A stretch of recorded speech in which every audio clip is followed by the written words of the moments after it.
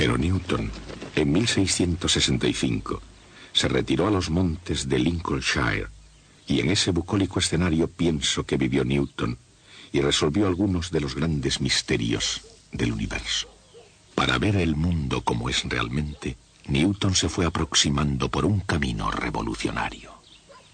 Para alcanzar una comprensión del universo totalmente nueva, debería formarse una opinión del mundo más profunda y extensa que las perspectivas familiares de la campiña inglesa.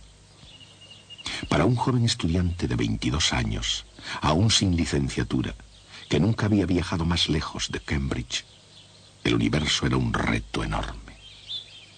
Por entonces, una gran revolución intelectual, cuyas semillas habían sido plantadas por Copérnico, se estaba desarrollando. Profesor de matemáticas, doctor en medicina y especialista en el derecho canónico de la Iglesia Católica, Nicolás Copérnico, sin ayuda de nadie, había establecido los fundamentos de la astronomía moderna. A principios del siglo XVI, después de haber estudiado en la Universidad de Cracovia, en su nativa Polonia, Copérnico fue profesor en Roma. Pero Copérnico había logrado su objetivo. El sistema copernicano, que ya ningún poder logró después suprimir. Basado en antiguos datos astronómicos, en algunas cosas era únicamente un pequeño progreso sobre el sistema de Ptolomeo. Ambos puntos de vista estaban en gran parte basados en la filosofía aristotélica, sobre todo en el antiguo credo griego, de que todos los movimientos celestes eran círculos perfectos. Y por lo tanto, al igual que innumerables astrónomos anteriores a él, Copérnico, para explicar las aparentes desviaciones del movimiento circular uniforme, utilizaba epiciclos.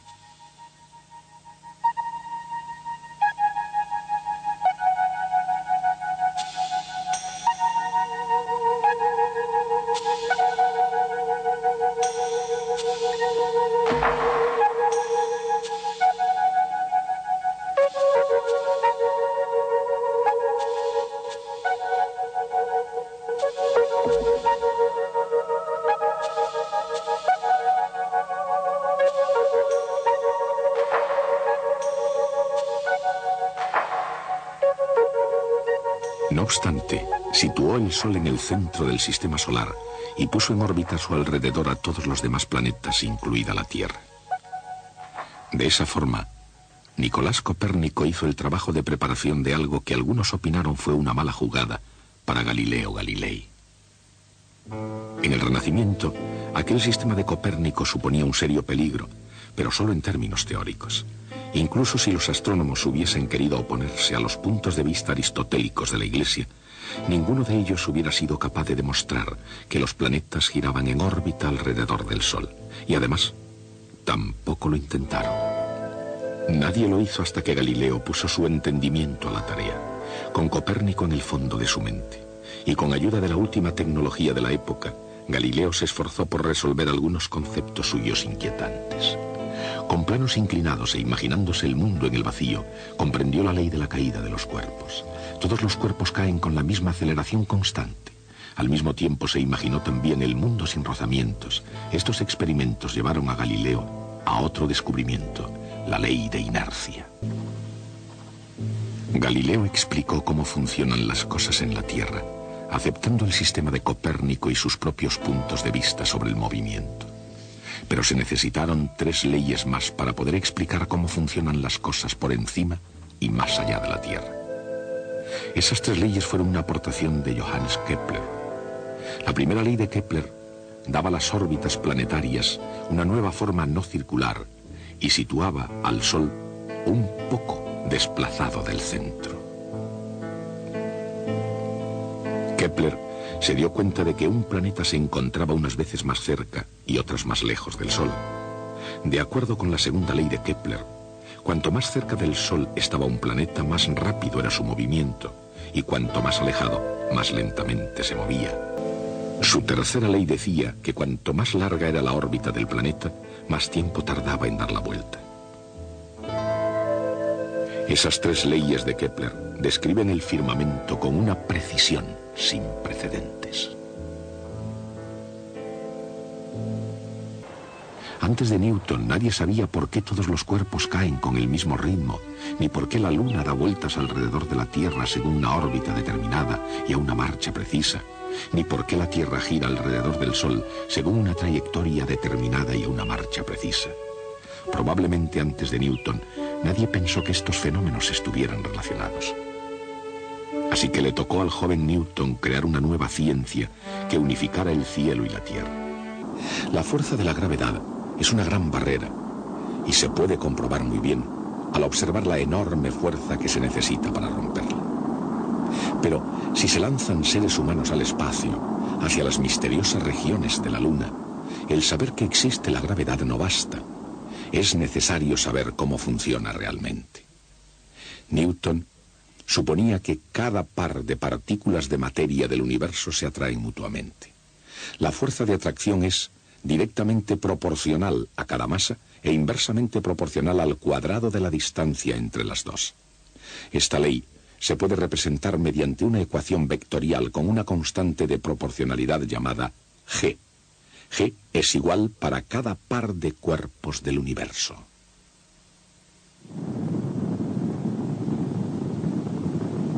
Las cosas caen más despacio incluso, pero todos los cuerpos, incluso un martillo y una pluma, caen a la vez. Porque, como dice la ley de Newton, en cualquier parte del universo hay una fuerza entre cualquier par de masas.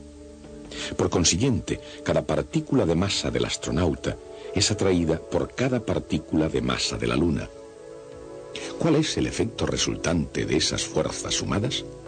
Cada cuerpo atrae al otro como si toda su masa estuviera concentrada en su centro de masa.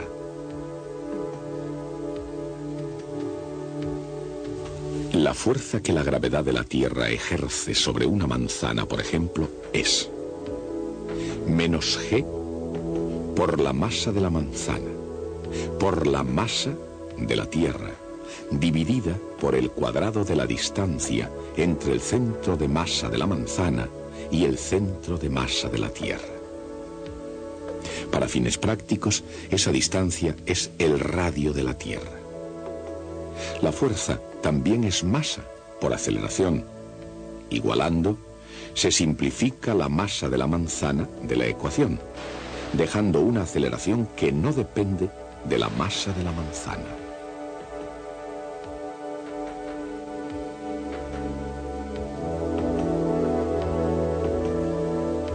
La gravedad tiene el mismo efecto sobre cualquier objeto en la superficie de la Tierra. Medio siglo antes de Newton, Galileo descubrió que todos los cuerpos caen con la misma aceleración constante. Y Newton, con su ley de la gravedad, explicó ese extraño fenómeno. La aceleración de la caída de un cuerpo en la Tierra es G minúscula. Es igual a la constante de gravitación universal, G mayúscula, multiplicada por la masa de la Tierra y dividida por el cuadrado del radio de la Tierra. Esa combinación nos da una aceleración de 32 pies por segundo, es decir, 9,8 metros por segundo al cuadrado. En la Luna actúa la misma fuerza, pero la aceleración es diferente. Sigue dependiendo de la constante de la gravitación universal. Pero ahora la masa es la masa de la Luna y la distancia es el radio de la Luna.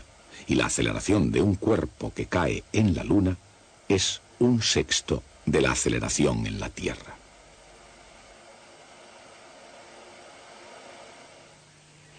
Newton, al mismo tiempo que se interesaba por la caída de los cuerpos, buscaba también algo más sobre la gravedad. Porque si las manzanas caen a tierra, ¿por qué no cae la Luna? ¿Se podría aplicar la misma ley para ambos casos?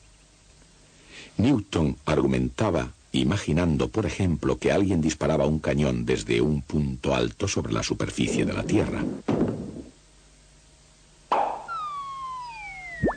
Él ya sabía, por el descubrimiento de Galileo, que un cuerpo que cae desde 16 pies, casi 5 metros de altura, sobre la superficie de la Tierra, alcanza el suelo en 1 segundo.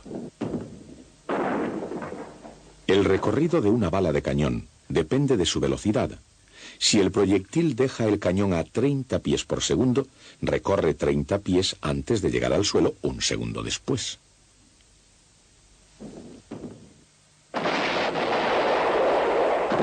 Pero Newton se dio cuenta que si el proyectil se disparase suficientemente rápido, tardaría más de un segundo en llegar al suelo. La superficie de la Tierra se va curvando por debajo de la bala de cañón antes de que la alcance. Él imaginó un movimiento tan rápido que la bala se mantiene cayendo mientras que la superficie de la Tierra se va curvando por debajo de ella. Dicho de otro modo, el proyectil se mantendría en órbita.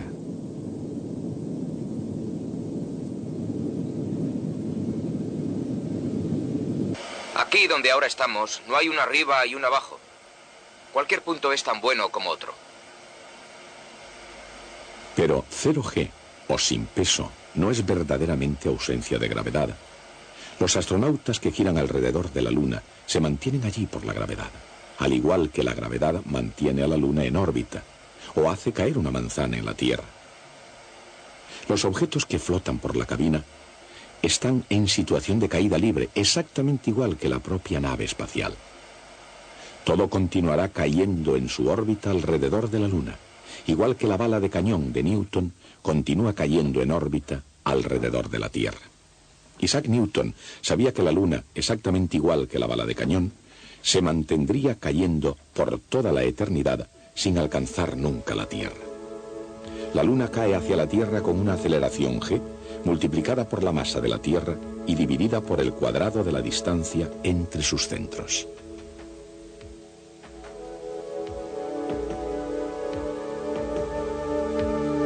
La fórmula es la misma que en el caso de la manzana o de cualquier otro cuerpo en la Tierra, con la diferencia de que la distancia no sería el radio de la Tierra.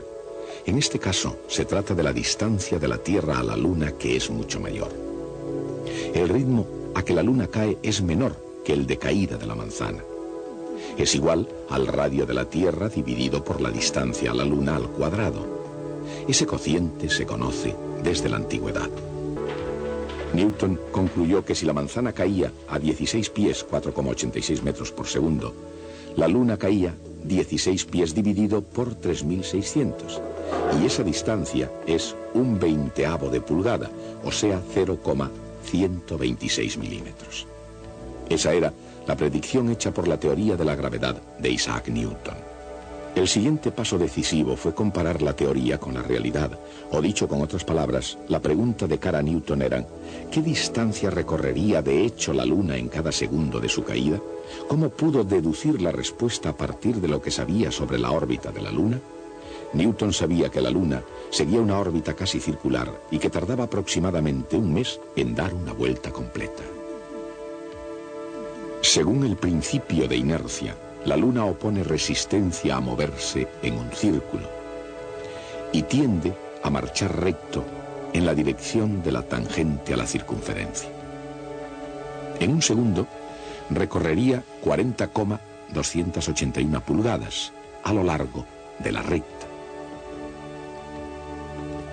Siguiendo la trayectoria circular, la Luna va cayendo hacia el centro de la Tierra. Esa es la distancia que la Luna cae en un segundo.